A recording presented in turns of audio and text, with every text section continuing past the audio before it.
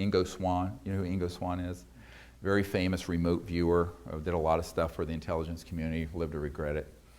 But I was at his home up in New York some years ago, and just a wonderful man, brilliant. And he did a lot of work with SRI, Stanford Research International, and DARPA, and Army Intelligence and CIA.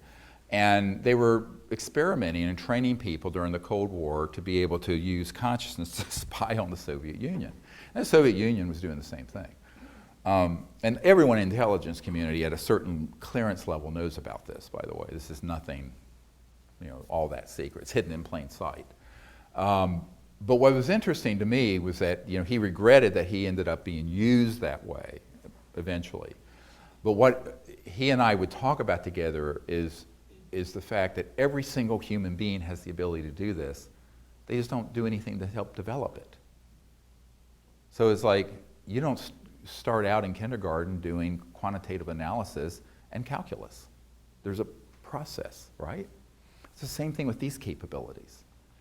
I bench press 410 pounds, but you don't start out that way. You rip your, pectoralis muscles in half. So so everything is an iterative learning, developing process of skill and knowledge and experience that builds on itself over time. Most people just never take the time to sit down 2-3 times a day, go into a quiet meditative state, and then practice the ability to intend to know. And I call it the intend to know because it's not brute will, it's quietly going into consciousness and then saying, I want to know this, or I want to see this place. And let it open very subtly. It's a very subtle,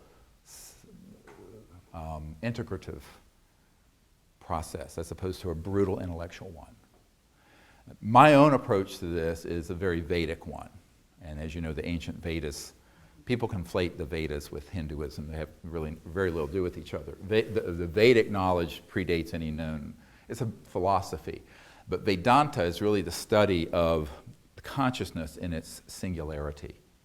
And that's, of course, from that, the concept of the human experiencing that state, which is called samadhi or nirvana.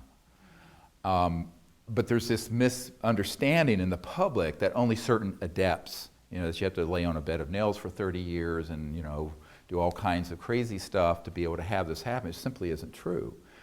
Every single human being can learn to sit quietly, go into a meditative state, using whatever works for you. I use a type of mantra meditation. It can also be a breathing technique with mantra. There are a lot of approaches to it. The key thing is for the mind to become quiet, centered, and allow it to become very deeply centered. And at the point where all thought and awareness of everything disappears, but you're not asleep, you're still awake, it may just be a flash. That's the samadhi state. It's the experience of pure consciousness without differentiation. That's the state of pure non-locality. At that point, you are omnipresent. You're everywhere.